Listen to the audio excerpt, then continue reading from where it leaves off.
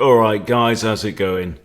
I've been doing a bit of prep for you, and it's quite interesting because it's all about the famous F7 or F2, the anti-Freddy, let's kill Freddy sack. So it's either you get a bishop sack or you get the oh no my queen. The choice is yours. Now, I got thinking that I've seen this pattern. Okay, no, I know you've probably seen it if you watch my channel. You've seen it with the von Hennig gambit from the Caro Khan, quite commonly. However, you can reach the same kind of pattern through a bunch of different openings, and that's what I'm going to show you today. And what I thought I would do is try and figure out exactly how many different ways are there to get to the place where all the green lights light up and you're ready to pull the trigger on it. And also, what actually are the components? What are the moving parts? It's more than your opponent pinning your knight to your queen and having a bishop looking at this. Right, so let me start. We're going to start with the white pieces because you can get to these positions with white and with black. And we're going to start with probably the simplest pattern that there is, and it isn't the Caro Khan. That's far too many moves. We're going to start with the pits. Okay, now, a few rules. Let me just set them out for you. Okay, we are going to need to get our bishop to the Italian square, which is c5 in the case of white, or c4 in the case of white, c5 in the case of black. Okay, so in order for that to happen, we have to move our king's pawn. Right, so the king's pawn's got to move. We are also then going to develop our knight, and no pawn has to move for that. And our opponent is going to have to get their queen's bishop to pin our knight against our queen. Right?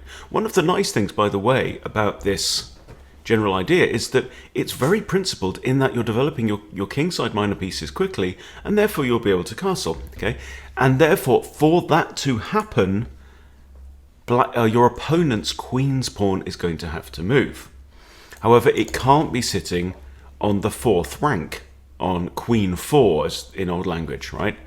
Otherwise it'll be in the way of your bishop. Okay, so you can forget about that now because I'm going to show you that pattern in 8 different approaches. Okay, this one is the Piet's defense. So pawn to d6. Okay, and now we can say develop our knight. So knight f3 is the second most common move. d4 is the most common from white, but it doesn't really help us race towards our moment of fun and glory. Knight f6 is the most common here. Knight c6 is not very common. I mean, this is just like any move that doesn't really get in the way. There's a bunch of things that they could do. In fact, knight f6 might even be just as playable. Here I've gone knight c6. And now I can bring out a bishop. And now they pin our knight. Okay? This is 3 moves. We are 3 moves in. Okay? Now, would it be exactly the same if they'd moved the other knight? I think it probably would. Okay, and now here, you can go for the oh no my queen approach with knight e5. And if you're playing bullet, your opponent goes, oh, thank you very much, and you go, haha, the joke, my friend, is on you, because I've just checkmated you. The knight supports the bishop, and the knight guards the only square that the king could possibly move to, so he can't do that legally, and that's it.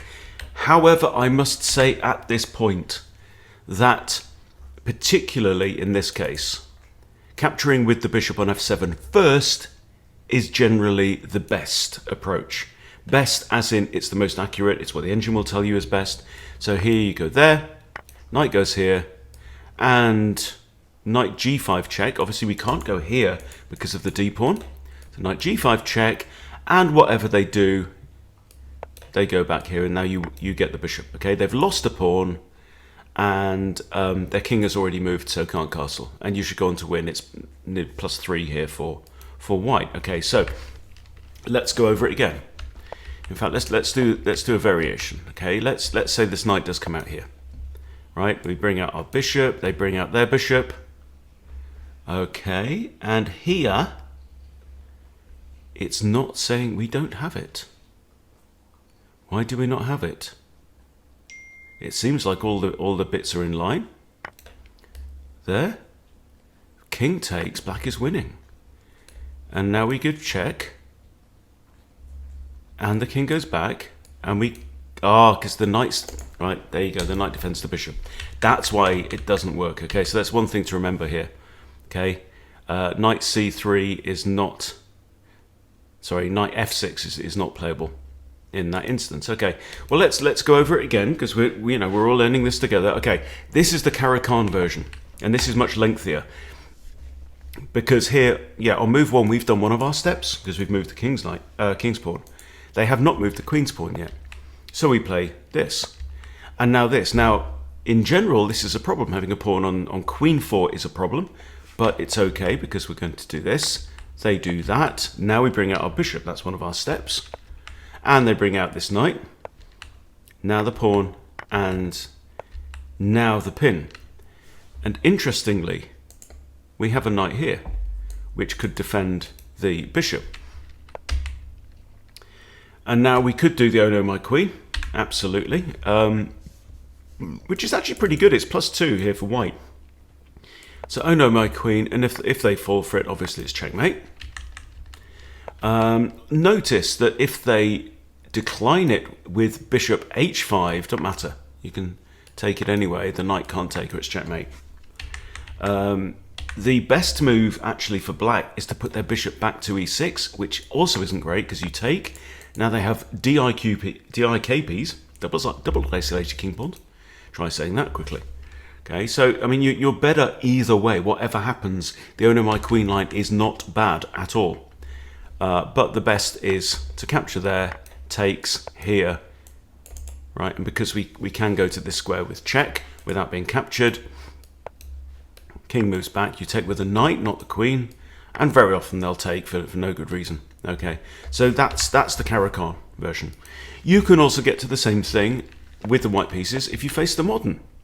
So pawn to g6, bang out the bishop, doesn't matter, they play d6, you bring out your knight, and bingo, here we go.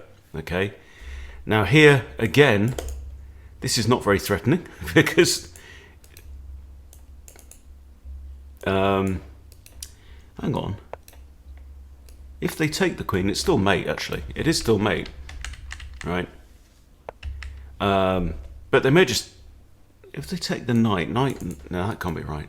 So yeah, in general, the point is that bishop takes is generally the way to go here. And of course, again, you can't go to e5 because of the pawn on d6. So you come knight g5 check, king retreats, you sweep up the bishop, and happy days, we're going to crack on. Okay, so the point is just to let this kind of filter in. What is the pattern that we're looking for? Okay, the Nimzowitsch defense, different move order. Bring out your knight, d6, that's usually a good sign. Okay, bishop out, bishop pin, and again you can go for that, but quite honestly here, knight takes knight is the best move because it also defends the bishop. So to avoid all of that nonsense, you take with the bishop on f7, king takes, again you're not going to go here, you've got pawn and knight, so here knight g5 check, and you're simply winning at this point. Okay, here's one that was submitted by Andy. And this is an absolute beauty. Now, if you guys have any games that are where this pattern crops up, just please send it to me because I can add it to this study. It's public study. Okay, check out. So Andy Deco has got the black pieces. We're going England Gambit, declined with a push on. Okay, knight out to here. Now the move I generally play if they decline with d5 is bishop out to c5. But now we get bishop c5. Now they pin our knight. Right? They move the knight with oh no, my queen. Bang, bang! Check it out. How many times has that happened? Well, it's not...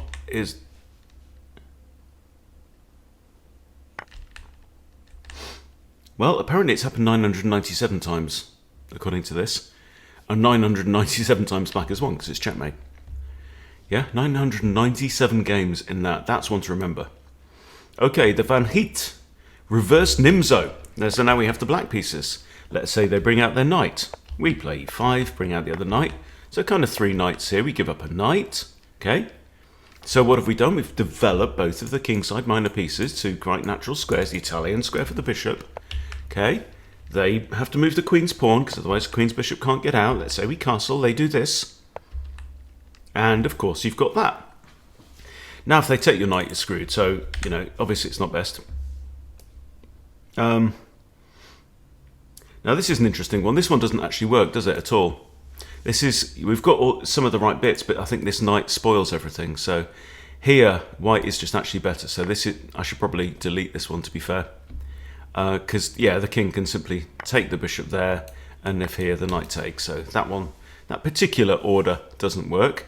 Okay, but also I thought I'd show you another couple of cases where it doesn't really work. This is the Hungarian opening. Okay. And so this is like a kind of King's Indian attack. They might also play the knight out first and whatever, but the idea is they're going for this fianchetto. Now the point is, white has moved the king's bishop.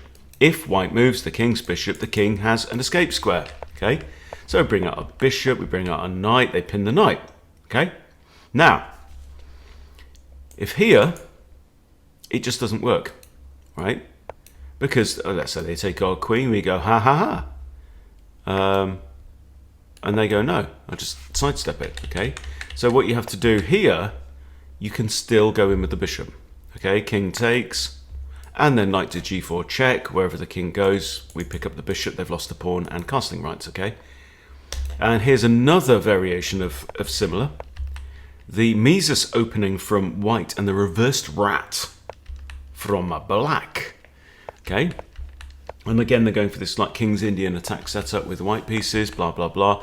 And again, you go in. You cannot go in with the knight, go in with the bishop. So the general rule is always go in with the bishop. So, yeah, I might try and fix that reverse Nimzo one.